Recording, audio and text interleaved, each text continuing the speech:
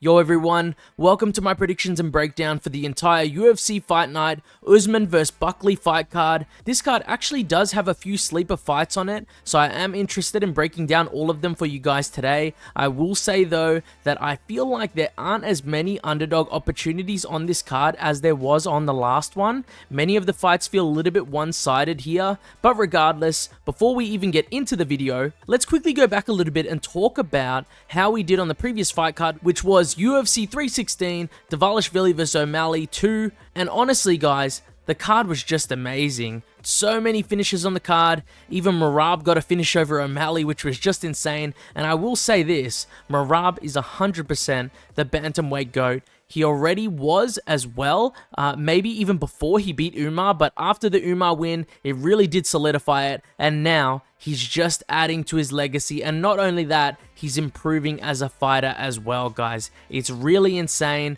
I think he just got to the pound for pound number 2 spot as well. I really enjoyed the card overall. In regards to the channel results on the card though, I believe we only got 3 picks wrong out of 13 fights, I believe it was, which is pretty solid, and we ended up pretty much breaking even on bets as well for the card, literally down like less than a tenth of a unit, which is pretty much nothing. I'll put the results on the screen for you guys now, just so you guys can see what the bets were for the card, and just like for transparency reasons, of course, guys, I never like hiding a loss, or I do like posting my wins as well. So looking to destroy the next card with bets, since I'm itching for another whopper of a win like the Bilal versus JDM betting guide. That one was amazing, honestly. I will be posting the full card betting guide video for this card later on next week when the bet lines are fully out. I also want to talk a little bit about the subscribers bet of the week. I want you guys to go into the comment section below and let me know what your favorite bets for this card are, and I will be taking one person's bet to add to the betting guide for this week. This bet may be a specific bet I like, or even the top comment with the most likes on the video. If you think you've got a solid bet in mind, feel free to leave a comment in the comment section below, and you may see your comment and bet in the newest betting guide as an addition to the bets. Anyways guys, to finally jump into the video, I'll be starting with the prelims and working my way all the way to the main event. Timestamps are in the description and the comment section below if you'd like to skip to any fight in particular. We're going to be starting with the first fight of the card, which is Vanessa Demopoulos versus Jamey-Lyn Horth. And I'm not going to lie to you guys, I'm not super pumped for this matchup, regardless of if there was a full training camp for Vanessa Demopoulos or not. Jamey-Lyn Horth should be able to get this one done. I think after seeing how Toledo Alencar did against Vanessa Demopoulos, Horth should be a pretty decent favorite going into this one, since she's going to be the bigger, stronger, and more physical girl in there, who also will have the grappling advantage. Horth isn't the greatest on the feet though. I could see Vanessa Demopoulos having some success in the striking if Horth doesn't want to use her grappling much early on. But Horth does have the range advantage on the feet, even though she isn't the most technical. But I really do think Jamey-Lyn Horth uses her physicality, clinches heavy, and takes down Vanessa Demopoulos early on. I think she has a relatively easy night if she does do that. I'm picking her to win this fight and get this one done. Most likely by decision win, maybe even by submission potentially. If it does happen by submission, I think a rear naked choke will be the case. Moving on to Phil Rowe versus Ange Loosa. And this is a very interesting matchup actually. Phil Rowe has been doing quite a bit of grappling over the years, got submitted by Craig Jones around a year ago now. I've known he likes to participate in other combat sports or other like different martial arts in general besides just fighting in the UFC. But even though he isn't terrible in the grappling and is a bit of a jack of all trades sort of guy, I don't think that's going to help him too much in this matchup with Ange Loosa, just because of the physicality of Loosa. He's so physically gifted, he's almost always able to outmuscle opponents in the grappling exchanges, win or lose, and he really does have some nice timing on the takedowns as well. He's very explosive and quick when he shoots in, which is just so great. I could see him working the takedowns against Phil Rowe and controlling him for a good chunk of this fight. I think Rowe isn't as great getting off of bottom position. I also think he isn't that good at scrambling as other fighters are. Like, I even watched Ange Loosa's fight against Jack Della Maddalena, and Maddalena was scrambling really, really well to get out of bottom position and not get stuck on the ground after getting taken down, and I just don't think that Phil Rowe will be as good as Jack in those circumstances. I can see him getting stuck and losing at least 2 rounds of the fight by getting out grappled. I'm going to say this goes to decision, maybe 29-28 to Ange Loosa. And this is not to say that this is an extremely confident pick either. Ange Loosa doesn't really engage too much on the feet, and he can be out-damaged 100% by a fighter who stays on the feet and controls distance and exchanges well, which Rowe can do, but I do think I just favor the grappling of Ange Loosa in this matchup more than I favor Rowe being able to like stuff the takedowns and work the damage on the feet. Ange Loosa is the pick, most likely by decision win. Moving on to Ricky Simón versus Cameron Smotherman. And this is a short notice fight for Cameron Smotherman. Ricky Simón was meant to face Charles Jourdain before he pulled out of the fight due to an injury. So now we have this matchup. This is a tough matchup for Cameron Smotherman, honestly. I do think he is decently gifted in the striking. He has some solid tendencies on the feet ingrained in him. He's got good distance management. He's got nice boxing skills. He's good at counterpunching. He's got a good ability to counterpunch, but he's just a little too patient. And against Ricky Simón, who's going to be coming forward and pressuring you heavy to take you down, you need to have more of an output to force this guy back, and I don't think Smotherman will have that for Simón in this fight. I can see Simón securing the takedown at some point in this fight against Smotherman, and I don't think it's going to be very good after that, in my opinion. Smotherman's takedown defense, as far as what I've seen from him at this point in his career, it shouldn't be good enough to withstand Ricky Simón's takedown ability. I think he gets him down and either outworks him in this fight to win a decision, or he finds a finish on the ground either by ground and pound or submission. I could really see a submission win more than a TKO win though, in my opinion. That's my prediction for this fight, hoping Ricky Simón doesn't just stand and bang with Smotherman the whole time and works his grappling, because this should be a relatively easier win for him if he uses his grappling. Feeling pretty confident about this one too. I'm going to actually add this to my confident picks list as well for the card. Initially, I didn't think about adding it, but on second thought, I feel pretty confident about this one. Moving on to Cody Durden versus Jose Ochoa. And this is a really tricky one because I would have originally thought that seeing these two guys matched up, these guys would have been closer in odds, and that Cody Durden would be the slight favorite going into this fight with how many fights he's had inside the UFC. So it did shock me a little bit when I saw Jose Ochoa as the favorite here, especially since he lost his UFC debut against Lonia Kavanagh, which would mean he's technically winless in the UFC versus a guy in Cody Durden who's ranked inside the top 15 not long ago. Jose Ochoa is really good though. I can understand the odds a little bit. The dude's dangerous on the feet. He's quite active. He has pretty solid takedown defense as well, and also has the ability to not only hurt you on the feet, but he has a few cheeky submissions he can pull off, like an anaconda choke, a dash choke, or a ninja choke. I really do think that this is going to be a coin flip of a fight going into it. I think it will all depend on if Cody Durden will be able to control Jose Ochoa for most of the fight, or maybe even potentially getting him out of there with a submission in the scrambles, like he almost did against Bruno Silva in their fight together. If he can't do any of this, I do really think that Jose Ochoa will be able to finish him. I do think Jose Ochoa is good enough on the feet to outdamage Cody Durden as well if it does go to decision. But I really do feel like a scrappy exchange is coming and Jose Ochoa might catch him on the feet. I think I'm slightly leaning towards the favorite in Jose Ochoa to get it done here. But I'll be honest, guys. I like to be 100% honest with you guys. If the odds on Cody Durden grow even wider, I might slap something on him to win this fight, just because I really do think this is one of those ones that you'll only truly know what will happen once the fight starts and you're watching it live. Cody Durden could have a lot of success with his grappling, you never know. Jose Ochoa is the pick going into this one. It's very close though. I just will favor that power and stand-up of Jose Ochoa. Moving on to Malcolm Wellmaker versus Kris Moutinho. And to think, guys, I was keeping tabs on Kris Moutinho ever since he got cut from the UFC, and the dude's on a 5-fight win streak coming back into the UFC. He's got a lot of momentum, and they match him up against Malcolm Wellmaker. It's literally unbelievable, man. Like, give the guy a chance in his UFC return. Why give him an absolute finishing machine on the feet who's just coming off of a first round KO against Cameron Saaiman in his UFC debut? This is a step down in competition for Malcolm Wellmaker. He should be getting that KO in this matchup as well. Almost certainly, I'm going to be picking Malcolm Wellmaker to get this one done by KO, and I think he gets it done in the first round as well. Kris Moutinho is going to need to work in his forward pressure like he usually does, but he would need to be also uncharacteristically patient and defensively responsible though when doing so. And then he would also need to work in his takedowns and his grappling against Malcolm Wellmaker to have any sort of success in this fight, in my opinion.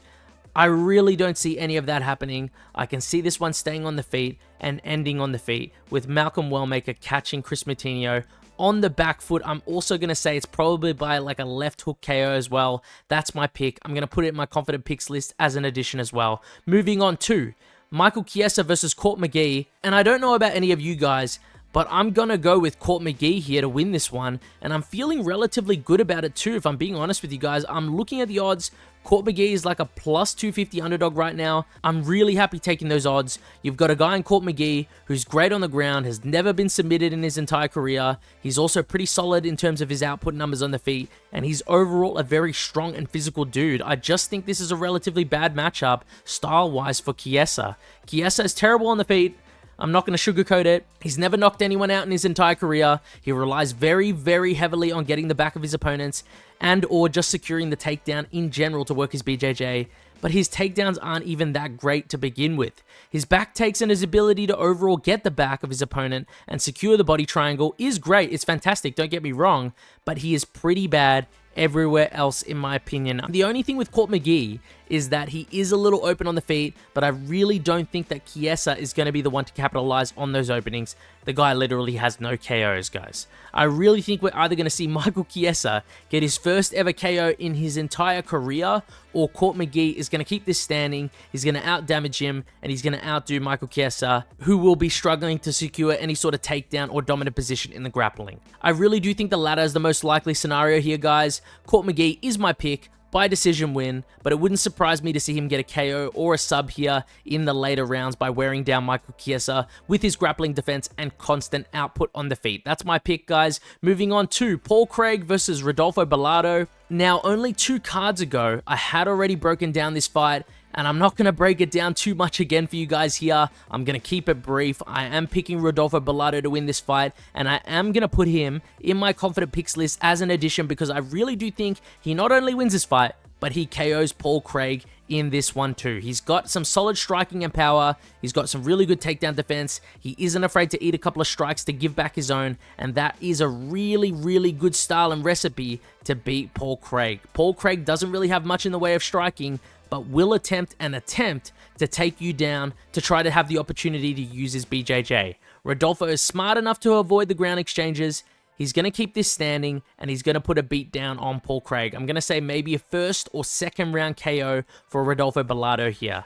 That's my prediction. Moving on now to the main card opener, Alonzo Menifield versus Oumar Sy. This is a very solid matchup in the light heavyweight division, and I know a lot of people probably haven't even seen much of Oumar Sy. He's only had 2 UFC fights, hasn't really fought much. Probably his last fight was around 8 to 9 months ago now, but don't get it twisted. This guy is the real deal, and I understand why he's the favorite in this matchup against Alonzo Menifield.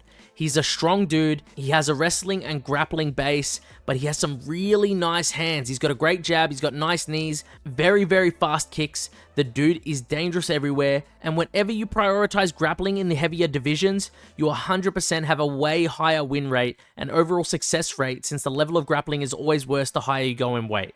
Alonzo Menifield is a dangerous dude though. He's got solid takedown defense and he's powerful on the feet 100%. And this does make me worry for Oumar Sy if he decides to have too many exchanges on the feet with Menifield, or if he struggles to take him down and then is stuck on the feet with him in the entire time, because his golden route to victory would be to take him down and TKO or submit him on the ground. I think in this matchup though, I will side with Oumar Sy to get this one done, just because the man literally has everything going for him, and on top of that, he has the size and reach advantage over Alonzo Menifield as well, which is going to cause Menifield problems, especially as the fight goes on into the later rounds if it even gets there. Oumar Sy should be able to outgrapple Alonzo Menifield, get him down to the ground, and work his game plan on him in this fight. I could see him potentially get a finish here as well on the ground, but this could potentially go to decision, since Menifield is pretty solid with his takedown defense, and his ability to get up from bottom position isn't bad either. Oumar Sy is the pick. Moving on to Cody Brundage versus Mansur Abdul-Malik, and mark my words, guys, this is 100% ending in KO. Their wrestling is 100% going to cancel out, and the fight's going to be a blast on the feet while it lasts. I guess if you guys want to be safe somewhat with this fight, I would say the bet for the fight not to go the distance would be relatively good, but Abdul-Malik should be able to KO Cody Brundage here and get him out of there. I know he got rocked in his last fight against Nick Klein, but I actually do think that's a relatively good thing, honestly. For one, he recovered really well, so we got to see his ability to recover and how he acts after getting hurt. And for two, he was able to rally back and finish Nick Klein going into the next round. And I also think it's a little bit of a wake-up call as well for the fighter, realizing you can be hurt. Maybe you were being a little too heavy on the forward pressure, a little careless, and now we're going to see him still hunt for the KO, but be a little bit more defensively responsible here. I'm going to say for this pick that it gets relatively scrappy early, and Mansur Abdul-Malik gets the better of the exchanges, hurting Brundage, and then puts him away on the feet in round 1. That's my official prediction for this fight. I'm going to go with Mansur Abdul-Malik to get this one done. I'm putting him in my confident picks list as well as an addition. Moving on to Cody Garbrandt versus Raoni Barcelos. And this is a bit of a tough fight to pick, especially if you go off recent performances as well, with Raoni Barcelos defeating Peyton Talbot after Peyton Talbot was like a -1,000 favorite going into that fight. And for Cody Garbrandt, his recent performance, he got out grappled by Deiveson Figueiredo. This was almost a year ago now, actually, now that I think about it. And he got submitted in the second round of that fight, if I remember correctly. It's really interesting, but my gut feeling is telling me to go with the underdog in Cody Garbrandt to get this one done. And I really do think I'm going to do that. And don't get me wrong, I am very worried for him against Raoni Barcelos because Raoni is really good at securing the takedown and searching for those submissions once he does secure the control on the ground. But I can see Cody Garbrandt's speed being a very big advantage going into this fight. And if he catches Barcelos early in this fight, in the first round, I think he's going to hurt him badly and put him away. People probably don't really remember, but Cody had a lot of moments in his last fight with Figueiredo. He was outdoing him on the feet, in my opinion. He clipped him a couple of times in that fight as well. He won the first round, if I remember correctly. He did well going into the second round as well. And even though he got taken down, he defended submissions very well. Ultimately, even before he got submitted by the end of that round. This one's going to be a tough one, guys. It's more of a gut feeling, of course, but I do think Cody Garbrandt will be able to finish Raoni Barcelos by KO in this fight. The dude's very fast, he's powerful, his striking will be superior to Barcelos's in every way. He also has fantastic offensive wrestling if he does want to use it in this fight as well. And if I remember correctly, even Peyton Talbot had success offensively wrestling against Raoni Barcelos in their fight, and Cody is a way better offensive grappler than Peyton Talbot. Cody Garbrandt is the pick here, guys. I'm going to believe in no love one more time. Moving on to the feature fight of the card, Edmen Shahbazyan versus Andre Petroski. And the thing is with this fight is, Andre Petroski in general, guys, has been relatively unimpressive to me, in my opinion, and he really just relies on his physicality, his speed, and his wrestling to win his fights. His striking isn't great, his durability is definitely dicey, especially since we all saw that hip knockout by Jacob Malkoun. And in Andre Petroski's last performance, I don't even know why Vieira was working the wrestling and grappling so much when he was striking arguably a lot better than Petroski, and he was more dangerous on the feet than him. Edmen Shahbazyan will 100% be the better striker going into this matchup. The dude is still young, he's got a gift for distance management, and he always seems to find that shot that hurts his opponents, even if he doesn't always get the win when he does it. I think he's going to catch Petroski in this fight and put him away, especially if he manages to stuff the first couple takedowns from Petroski. I really think that this will greatly increase his confidence and also discourage Petroski a little bit in this fight as well. That's my pick for this fight, guys. Edmen Shahbazyan should be able to stuff the takedowns of Andre Petroski and get the win here by KO. It really all rides on that initial takedown attempt, and if his defense is able to hold up, in my opinion, Edmen Shahbazyan is the pick. Moving on to the co-main event of the evening, Rose Namajunas versus Miranda Maverick. Not gonna lie to you guys, I'm a little bit salty towards Rose Namajunas because I did pick her as an underdog in her fight against Erin Blanchfield. She was doing really well in that fight. She won the first 2 rounds in my opinion, and then just proceeded to get caught, controlled, and pretty much held down and dominated for the remaining 3 rounds of that fight with Erin Blanchfield. And I probably shouldn't even be that salty because it's more on Erin Blanchfield for coming back and having a good performance in the end, but I was just a little bit disappointed with Rose Namajunas. But regardless, that's enough of me crying about it here.